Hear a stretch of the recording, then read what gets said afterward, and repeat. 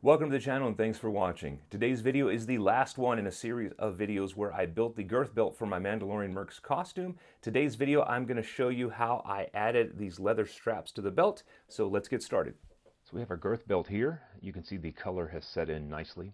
We're going to want to take a measurement to get our overall circumference around our waist. You want to measure from the outside of this ring all the way through the girth belt to the other side, and then we'll know exactly how much leather we're going to need to fasten a belt here. So we're going to go through that D-ring with some leather, and we'll get started on that now.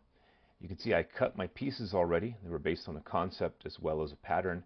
When I cut that pattern out, I was able to mark where I was going to fold, as well as the end of the smaller piece, the shorter piece that has the buckle.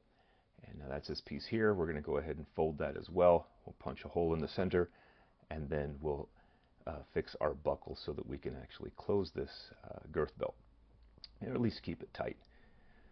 We're going to have to dye that first, so we're going to use the same brown leather dye as the pouches that we did in a previous video. And this is an alcohol-based dye, so we're going to want to mix that 1-to-1 ratio with our dye as well as some denatured alcohol. And that will lighten it up a little bit and give us the same color that we had on the pouches.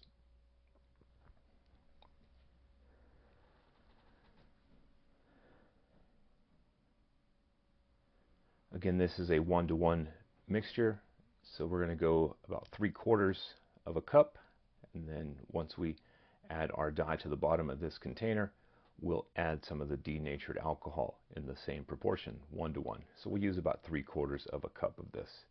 Then once we have that mixed together, we'll go ahead and stir that. I'm just going to use one of my chip brushes.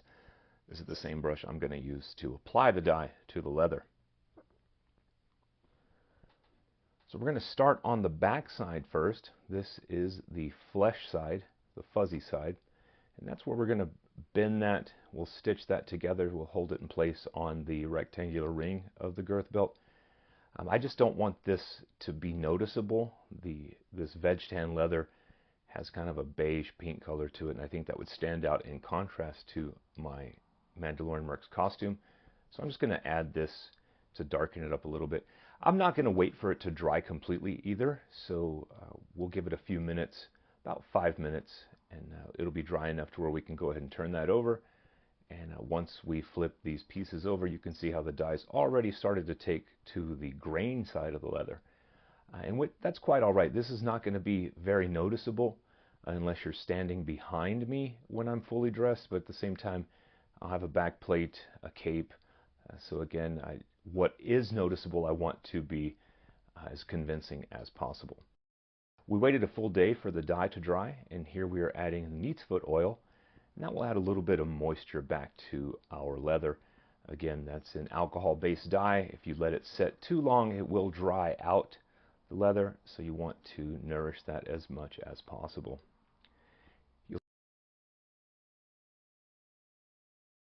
And now we are back with our rectangular rings. We'll go ahead and make sure that we line these up correctly. We want to make sure that those knots are on the outside of the belt, so we're going to go ahead and fasten it here in this manner. So I'm going to go ahead and make sure that that fits, and then we'll go ahead and add some contact cement to hold it in place so that we can get our stitching holes as well as our thread to sew this together. So I'm going to go ahead and add some contact cement on both sides. Once that is thoroughly covered, I'll go ahead and let that dry. You only need about 5 minutes for this contact cement to dry before you are ready to go ahead and fix it in place. And once we have that lined up completely, I'm going to go ahead and use some small clamps. I don't want the clamps to press into the leather, so I'm going to use some old sanding sticks. These were something I picked up from Evil Ted on his channel when you're actually getting ready to sand different projects. So we're going to use the inside of that to keep that smooth surface on our leather strap. And then we're going to move on and apply our buckle. You can see how I punched that hole through the leather. And then we're going to go ahead and add our contact cement to this side as well so that we can let that dry. And again, only about 5 minutes. And we want this to just hold our belt in a stationary position so that we have enough time to, again, go ahead and use our pricking irons, mark where our holes are going to be, punch through with the awl, and then apply our saddle stitch. So once you have this in place, the glue is dry, we can go and make sure that it lines up correctly, and we'll get started with marking our stitching holes. So you can see both sides are glued in place. You can see I went ahead and added a wing dividers. I went ahead and cut a groove there so I could line up my stitching holes. And I'm just going to use my generic stitching iron for this one. And again, this might be a little bit overkill, but it's the details, guys. Once you add these small details to your projects, it will make them a lot more convincing, and it will look like it is authentic. So again, I like to do this method just because I get to mark where the stitching holes are before I punch all the way through. Because once you punch through both the grain and flesh side of this leather, that's it. The hole's going to stay there.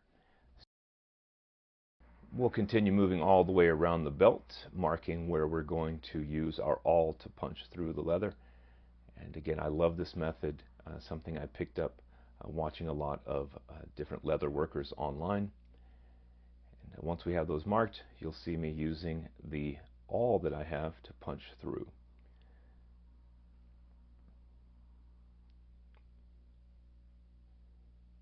We won't see all of those. Once we have punched through on all of our stitching holes, we're going to go ahead and measure out our thread. This brown thread that I have, make sure that it goes all the way around one time, and then I'll usually go about 5 to 6 times that length to make sure that I have enough thread.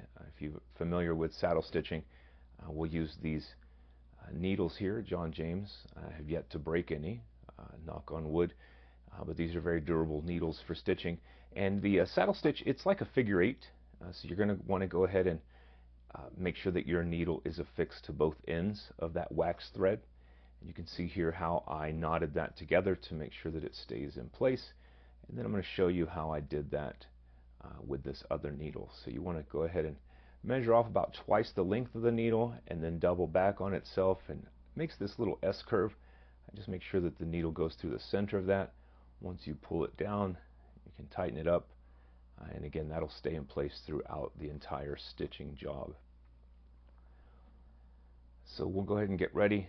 I'm going to show you 2 different methods on this stitching. I'm going to show you a hand stitch, which I use for my pouches, and then I'm also going to take this over to our stitching pony. So you're going to want to go ahead and line up the center line of your thread. Make sure that that is your starting point, and then you're going to go ahead and take the grain side needle and you'll push that through the first hole. And I always like to open that up a little bit, make sure there's enough room for both threads to pass through. And then I'll go ahead and pull this all the way through, and once I get it to where it's tight, I'll make sure that it is fixed in place. I'll pull that down into the bottom, and then I'll take the flesh side needle and push that through the very same hole, and then I'll do the same thing. I'll take the grain side, push that through the very next hole that's punched, and then once we're through, I'll go ahead and pull that thread tight down into the left. You can see here I'm opening that up. And by holding this down, you're actually allowing the thread to line up correctly. There's no cast in this. You can see lots of leather workers will add a cast where you twist the thread over the needle. You don't necessarily need it on this product, or excuse me, on this project. But again, this is one method that will ensure you get that slanted stitch line. I realized also that this was quite a lot of thread to try to thread something by hand in this manner, so moving over to the stitching pony allowed me to get a much better stitch line.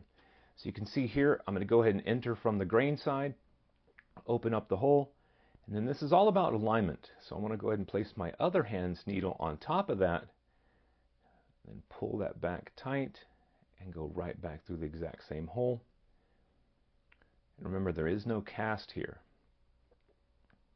And then you'll see once that's pulled tight, you'll see how the thread is coming out of the very top of the stitch, and the stitch line is slanted down and away. So we'll go through the hole again, and notice how the holes are lined up and away.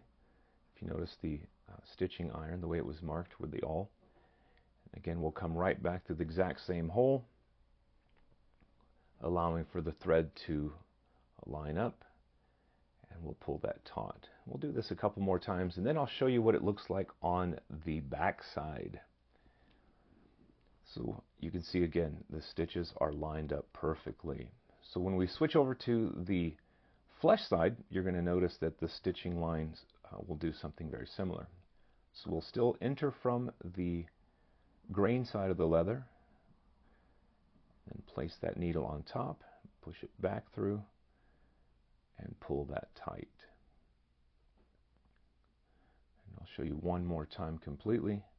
We're going to go with our needle through the grain side hole, the very next hole, and then we'll place our back side hand on top of that, and then go right back through the exact same hole. Make sure you don't pierce that thread though. If you pierce that thread, you're going to have to pull the needle back out. But you'll notice here I'll line up a few of these, and you'll see how the thread lines up here as well.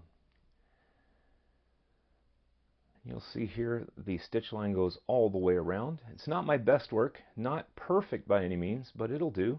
I'm going to have to punch some holes into this. But you can see here that I do have a couple of stitches that are out of place. I didn't line my needles up correctly, so I have a stitch line there that has a couple of flat spots, and then you'll see the angle comes back. But I'm satisfied with that. So I'm going to go ahead and start stitching the buckle side, and I'll add this loop. I'm going to cut this loop down to size, and this will allow the other side of the belt to stay affixed and out of the way. And we'll go ahead and apply that using the same stitching method. I measured that to size. Make sure you leave enough room for the other belt to go through, the other side of the belt. And then we'll add the contact cement, put that into place, and we'll be ready to stitch this. So there we are, folks. Hopefully that wasn't too difficult to follow. Again, if you wanted to build with leather like I did and you have the supplies, go ahead and challenge yourself. Try to add that stitching. Try to add those realistic features to your belt. But if you don't, you can still use nylon straps, Velcro, any other way to fasten, because to be honest, guys, nobody's really going to see this part of your costume. It's going to be under capes or back plates or backpacks. But again, I like to do things just a little bit difficult and to show folks that, you know, hey, regardless of your skill level, you can do things, you can make things. And especially if you're trying to get into cosplay, let's say Mandalorian Mercs, any other of these Star Wars clubs, challenge yourself, guys. Don't rely on buying things from other makers. Try to get better at a craft. So again, thanks for watching. Subscribe, like, comment, tell me what you guys want to see me build, and I'll see you guys in the next video.